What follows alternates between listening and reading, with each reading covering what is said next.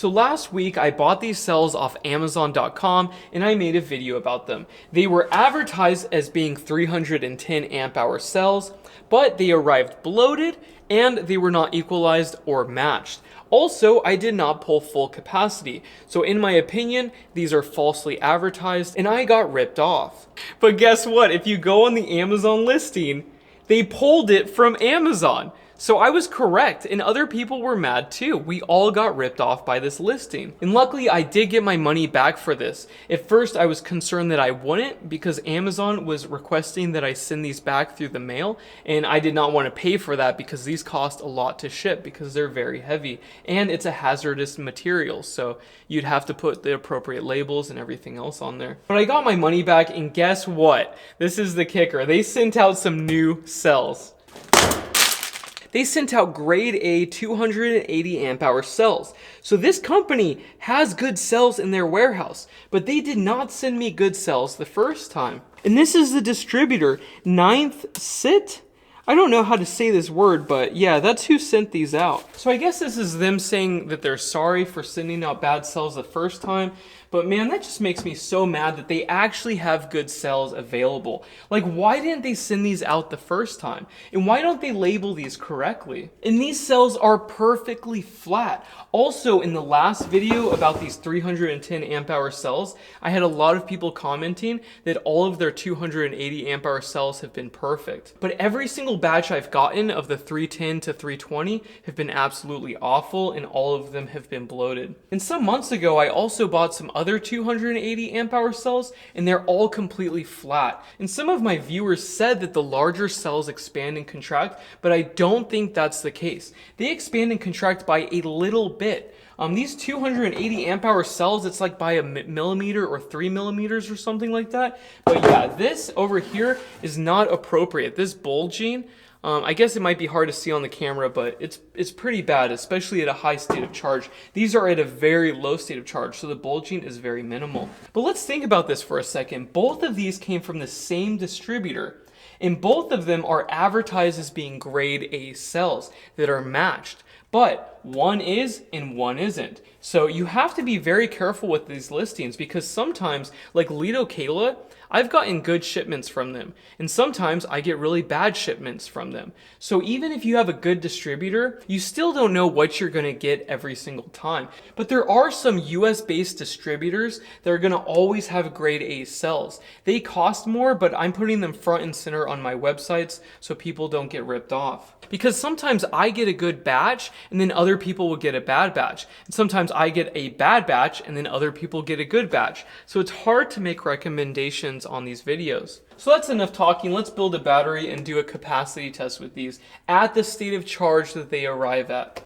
You know what? These cells have the exact same dimensions, but the 310 amp hour is slightly taller. And the 280 states what the capacity is. On here, the barcode does not. And the terminals are slightly different. This one has a round welded terminals with a stud, but this one has these flat little squares that are welded on there.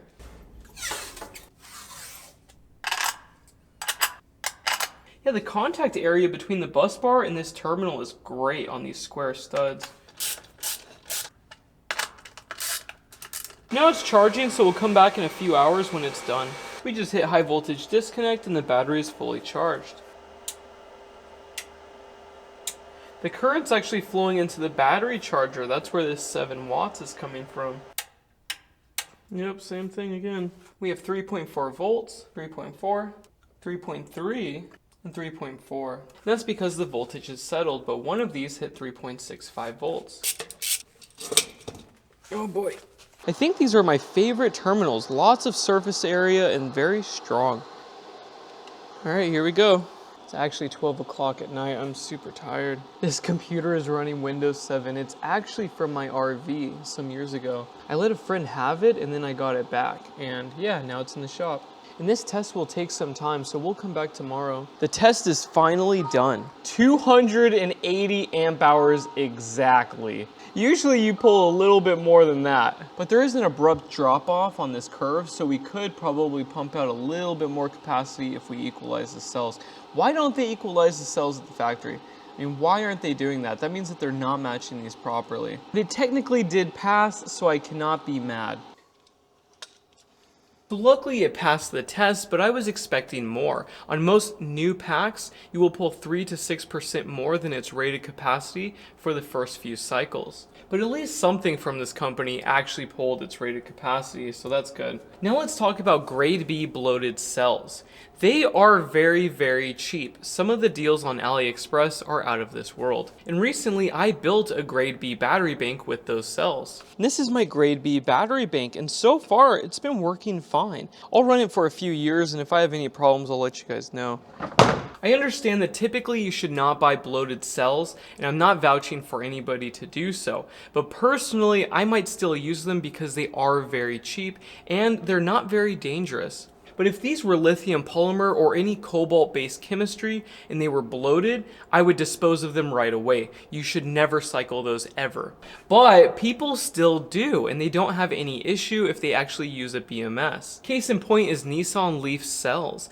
Those are heavily degraded and they only retain 60% of their rated capacity, but people still cycle them for second life use batteries for solar power systems all the time. I would never recommend those in a million years, and I've told you guys a million times not to buy those, but you can still use them. And the worst that could happen on a lithium iron phosphate cell is that the pressure relief valve would give off gas. And that gas is not good to breathe, but let's imagine you're storing your battery in a shed in your backyard, and price is a major concern. You could buy grade B bloated cells and use them safely. And again, I'm not recommending anybody do that because there are potential problems. I also don't know what the potential cycle life will be. But even when they're heavily degraded and it only retains like 70 or 80% of their rated capacity, they're still usable. And in my comment section, I get a lot of people pro used cells because they want to help the planet and recycle old used lithium batteries. And then I get lots of people that are like, no, those are completely unsafe.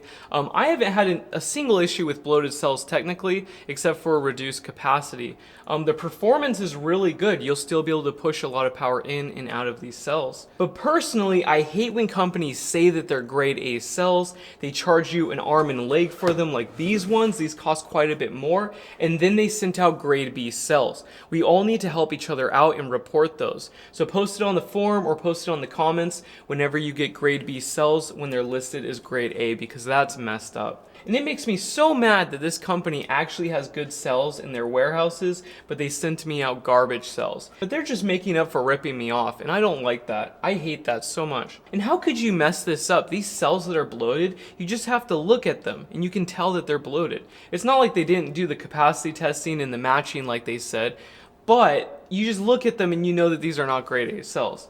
So that just makes me very mad. Anyways, we're gonna have some new distributors coming onto the market soon. In a couple months, they're gonna get some shipments in, and they will have perfect, pristine cells for all of time. So that will be very nice. But right now, we still have supply shortages, and it's very hard to get things through the ports.